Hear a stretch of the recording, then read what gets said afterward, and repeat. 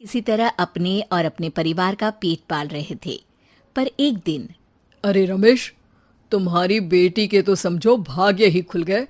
वकील लड़के का रिश्ता आया है। अरे वाह, कब करना चाहते हैं शादी? वो लोग तो जल्द से जल्द ही करेंगे। बाकी शाम को मैंने रेखा को देखने के लिए बुला लिया है। तेरा घर छोटा है तो तुम लोग मेरे घर ही आ जाना। राकेश और उसकी बीवी सारी तैयारी के साथ रोहित और रेखा की शादी कर देते हैं।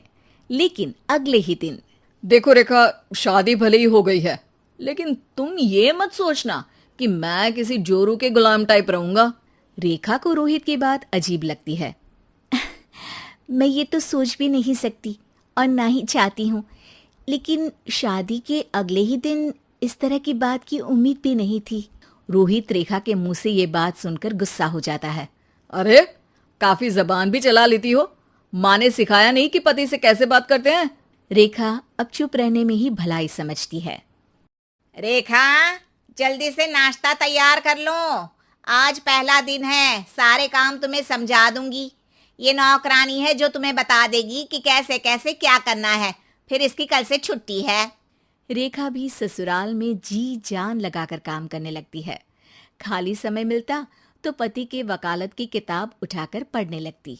ये क्या, जब देखो तब पढ़ती रहती है।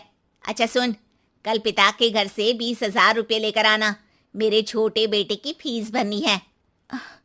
लेकिन पापा क्यों भरेंगे उसकी फीस? अरे वाह जी वाह, पापा क्यों भरेंगे? तो ये बता, हम क्यों रखेंगे तुझे यहाँ? क्यों खाना देंगे फ्री में? अरे, क्योंकि मैं बहू हूँ इस घर की। तभी वहाँ रोहित आ जाता है। अरे वाह, बड़ी जबान चला रही हो। चुपचाप माँ जो कह रही है वैसा कर, वरना सामान उठा और जा अपनी झोपड़ी में। बेचारी रेखा क्या करती, पिता के घर जाती है, उनको सारा हाल बताती है। पिता भी जैसे तैसे पैसों का इंतजाम कर बेटी को ससुराल के लिए विदा करते हैं। देखा, अब कहाँ से आए पैसे? अरे बहुत माल है तुम लोगों के पास, बस सीधी उंगली से निकालते नहीं। नहीं नहीं माँ, पापा ने अपनी मोटरसाइकिल बेचकर पैसों का इंतजाम किया है। पता नहीं अब वो ऑफिस कैसे जाएंगे। अरे वाह भाई, ये भी हम सोचे। खैर, जैसे तैसे दिन बीतते हैं। रेखा जहाँ एक प्यारे से बेटे की माँ बनती है, तो वहीं उसका वकालत की किताब में ज्ञान और गहराता जाता है। हे भगवान, बुरे फंसे। ये केस तो लगता है कि मैं हार ही जाऊंगा। देखिए, मैंने आपकी इस केस की फाइल पढ़ी थी। इस केस को जीतना बहुत ही आसान है। वाह भाई वाह, यहाँ वकालत की डिग्री लेकर भी मैं समझ नहीं पा रहा हूँ, और तुमने रोटी बनाते बनाते ही केस समझ लिया। अरे जाओ जाओ, जाकर मुन्ने को संभालो। केस मैं संभालूंगा।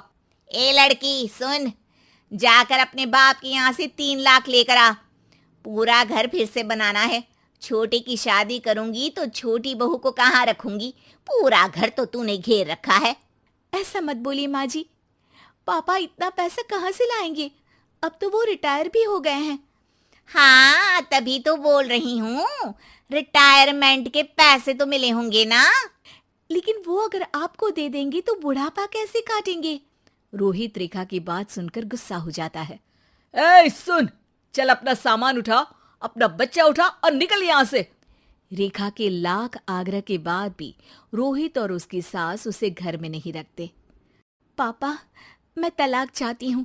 बेटा, मेरे पास वकील के पैसे नहीं है। पापा, आप मुझे वकालत करवा दीजिए, अपना केस मैं खुद लड़ूंगी।